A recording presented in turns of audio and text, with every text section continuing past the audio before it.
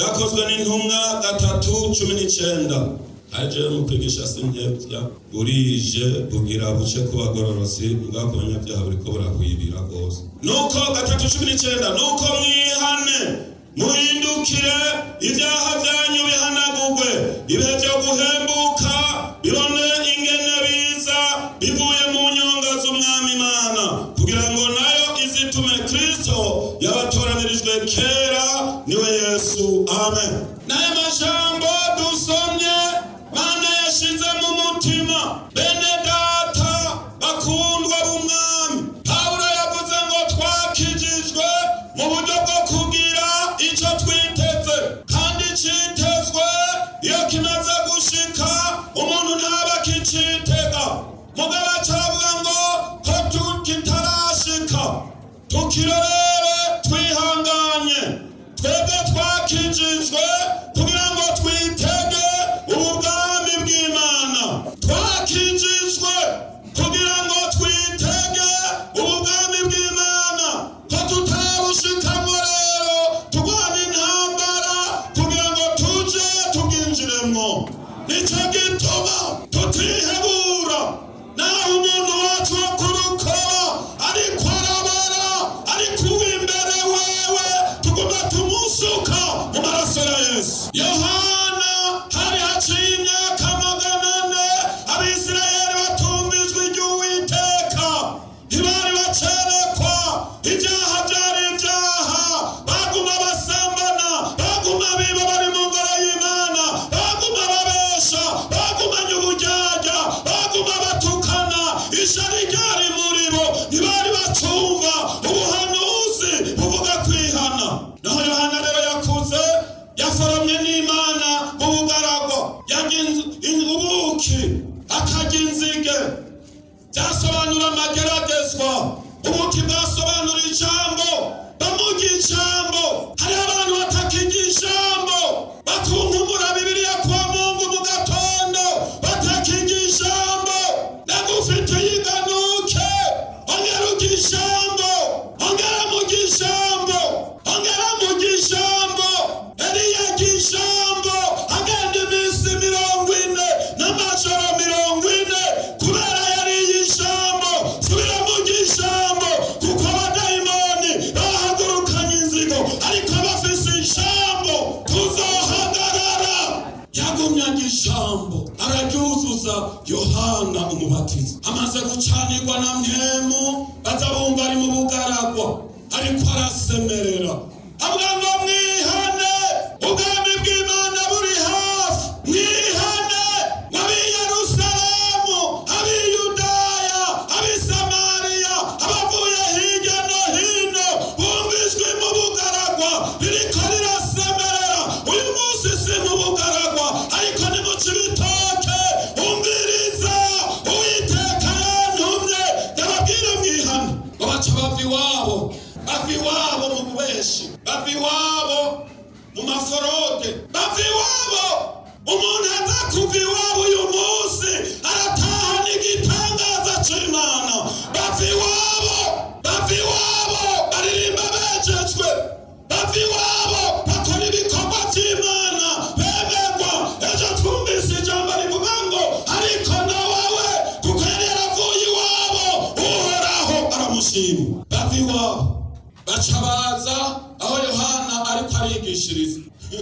Abasadukayo, abafarisayo, abanyabwenge b'ivyanditswe, bari abantu bakomeye. Abo bantu iyo migwi itatu, baba abafarisayo n'abasadukayo n'abanyabwenge b'ivyanditswe, bakareka igitabo ca Mose, ibijya bitabo 5 bya Mose na Zaburi ya Dawidi n'ibitabo by'abahanuzi byari ngaha mu bwongo, bari barabipanze sawa sawa. Nivyo basoma mu gihe c'Abayuda, basoma Zaburi ya Dawidi, bagasoma ibitabo by'abahanuzi, bagasoma n'ibi 5 bya Mose. Bava iwabo baza hariko arabatiriza, nabo baravuga ati natwe turagomba kubatizwa. Mugabo batagomba kubatizwa bataratura ivyaha.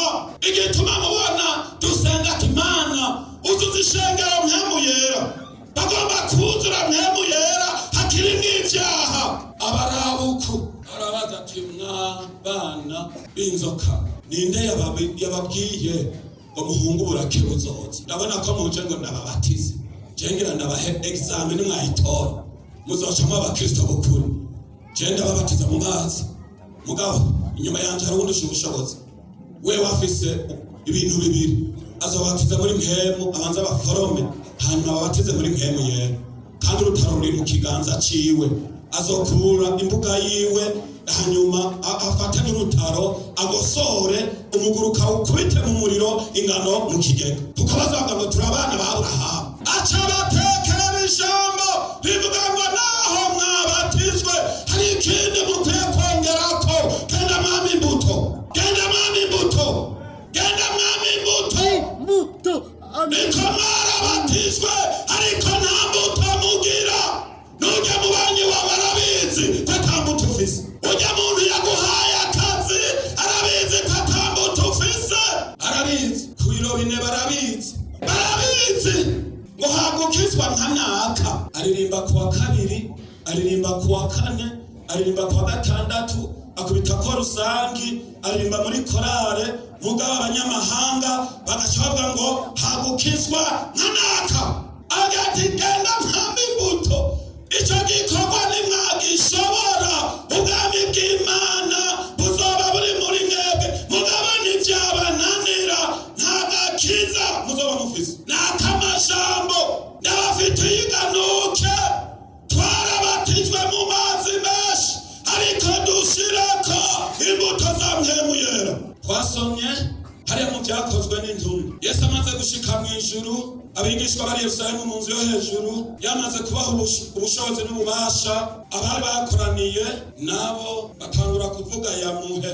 Hari igitangaza cagihejeje gukoreka, batangura kuvuga yamuhe. Niho rero baci babaza, bumvise ubutumwa bwa Petero, baca baramubaza bati bagabo bene data tugire dute?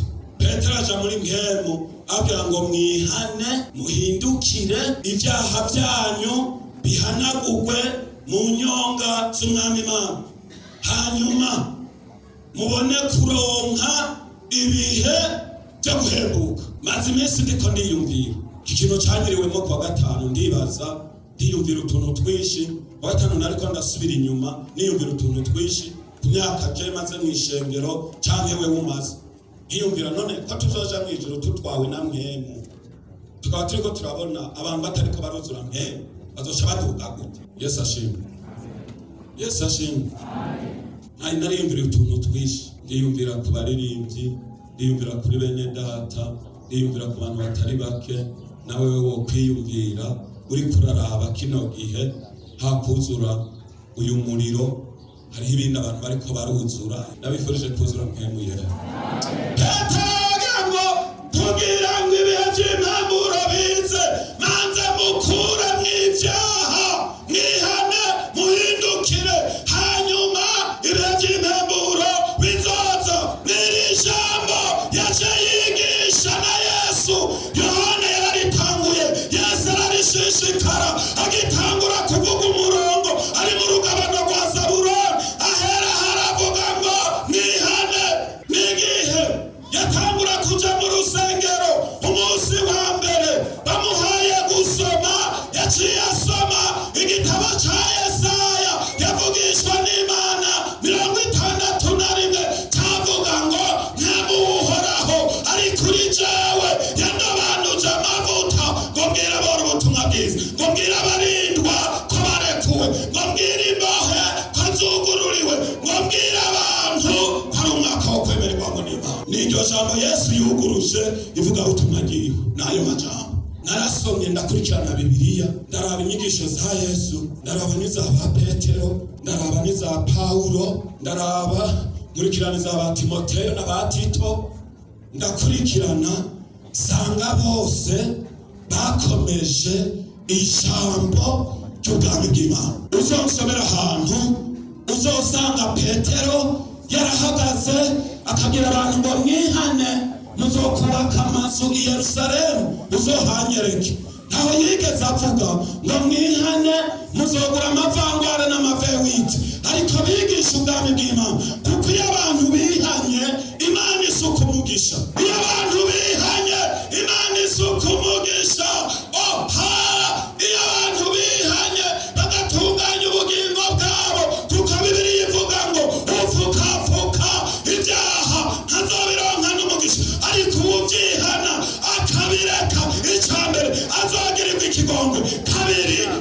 umugisha. Nubwo butumwa yababarira, nico gituma uyu munsi byahindutse. Umviriza, kadukikijwe n'igifungo cy'ibyabo. Twiyambura ibyaha, twiyambura ibyo byaha, mubikuramwo mu makorari, mubikuramwo muri twebwe abavuga butumwa, tubikuramwo mu barongozi, mubikuramwo mubikuramwo muri miziki, mubikuramwo muri protocol. Umugabo yakoze icyaha arakwegera umugore, agakwegera abana, akakwegera ibyo afise. Umugore yakoze icyaha arakwegera umugabo, agakwegera abana, agakwegera ibyo afise. Umusore yakoze icyaha ugumubona urwo rugo, abo bantu barondera ibintu bakabura kubera icyaha. Kuramwo, nimba mwiteze inzamba, kuramwo ibyaha, muze tugororoke.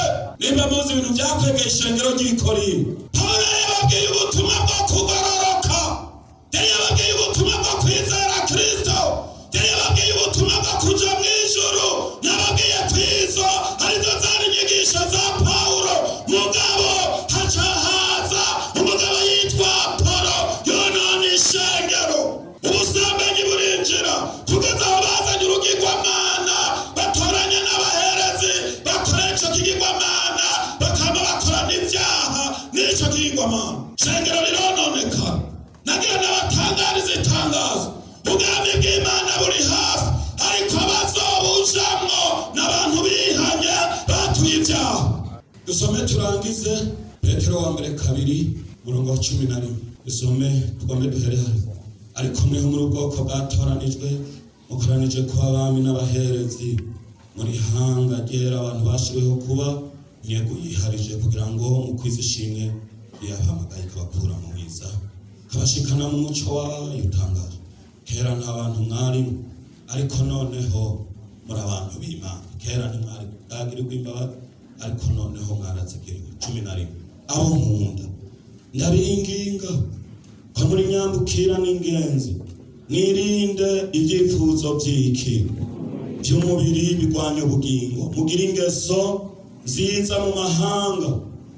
Haleluya. Kugira ngo no kubyo bavuga nabi nk'inkozi z'ikibi, ibikorwa byanyu byiza babona bize bitume bahimbaza Imana ku munsi bagendeye. Amen.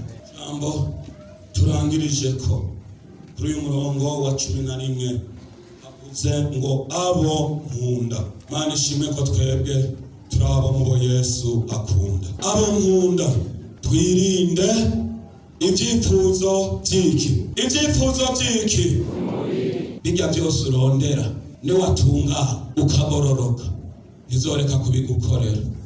Mugabo hanini Imana irakeneye uwo mutima wawe. Petero ababwira ngo abo nkunda, hamuri inyambukira n'ingenzi, hari ibintu mukwiriye kwirinda, niba ibyifuzo by'umubiri. Kandi umviriza, uko twese turi ngaha, ibi byifuzo by'umubiri nta muntu yavuga ngo ndera kuri byo, kuko ntibiraba ngo ndi mwarimu, biranarinda. Ntibiraba ngo mimi ko kiongozi ngo ntibyonyegera, ntibiraba ngo ndakubita ingoma sawa sawa, ntibiraba ngo mfise ijwi, ntibiraba ngo nambaye ikoti. Ibi byifuzo by'umubiri hewe biramena, birinjira, kuko ubona akantu ku ibyifuzo by'umubiri bikaba birataruse. Petero ababarira ngo mubyirinde, kuko ibyo nivyo bigwanya ubugingo. Mugabo aca abatekerera impanuro, abwira ngo mugire ingeso nziza mu mahanga, hajya muba, hajya mukorera, hajya mwirirwa ku busoko, hajya muri vire, muri bisi ku murongo, mugire ingeso nziza. Kubera ngo no kubyo babavuga nabi nk'inkozi z'ibibi, ibikorwa byanyu byiza, baravye ibikorwa byanyu, baravye ibikorwa by'iwanje, baravye intambuko z'iwanje, bumvirije imvugo zanje, baravye ukuntu nifata, ivyo bitume bahimbaza Imana, bavuga bati Imana ya naka icoma ikaba Imana yanje. Nagomba ndababarire, Rusi yitegereje ingeso zayi nabukwe, ataravuga itangazo, aravuga ngo ewe mabukwe, reka kunyinginga kuguheba, Imana yawe niyo izoba iyanje, aho uzogwa niho nzogwa, igihugu cy'abantu kizoba ikiwa. Yitegereje ingeso za inabukwe. Petero arababwira ngo mwihane kugira ngo ibihe by'impemburo. Umuntu wese avugana iby'ukuri na mugenzi we. Hari korali yaturirimbiye iratubwira ibintu by'umuzi wo kurura, kandi abaririmbyi baturirimbiye uyu munsi banciriye inzira ubutumwa bwiza umwami abahezagira. Nengende mbere ubutumwa ndaza kubuhera hehe ko nombara amajambo aguma. Ariko Imana ishimwe, mugeni wa Yesu ngo witegure ingo mu maraso ya Yesu. Wawugomba ibihe byo guhembuka, ingo mu maraso ya Yesu watura ibyaha. Bindubwira Imana ibyakugoye, urumye wewe n'abamengesho n'ikibazo, ijambo ntugisoma gushingira nta Yesu wapi kubera ubugaragwa. Ariko ingo watura izo ntege nke, wibire mu maraso ya Yesu. Hanyuma Kristo nawe ariteguye gusuka ibihe byo guhembuka. Ingo mu maraso ya Yesu. Nawe watwaye inda warasambanye ukayikorora, ingo mu maraso ya Yesu. Hari inkomezi mu maraso y'ingo. Warukingo bashana muri haningo, twisuke mu maraso ya Yesu. Bijya bintu ntiwabyinjirana ubwami wewe. Fukama dusaba amaraso. Hari inkomezi mu maraso. Birababasha ku muntu yaririmba mugabo akabura ubwami. Birababasha ku muntu yasenga mugabo akabura ubwami. Birababasha niko ndumva n'abandi bantu basigaye barenga ibigo. Gezaho, gezaho, gezaho, gezaho. Acha uongo wako, acha ulevi wako, acha usharati wako wewe. Gezaho, gezaho. Abamunda hamuri nyamukira n'ingendo, birinde ibyifuzo by'umubiri bigwanya ubugingo. Mugire ingeso nziza mu mahanga kugira ngo no kuvyo babavuga nabi nk'inkozi z'ibibi, ibikorwa byanyu byiza bitume bahimbaza Imana. Aturira Yesu aho muri ngaho. Ari ngaha, ari ngaha, ari ngaha, ari ngaha. Niba mubona ibi bintu Imana iriko irakora hano, hari amaraso hano, hari imyambaro, hari ubwiza, hari igitabo kiriko kirandika abantu bemeye kuvavanura n'ibyaha, kandi abo bagiye kuronka umugisha. N'ayo majambo y'Imana bayumvise mwese, Imana ibahezagire.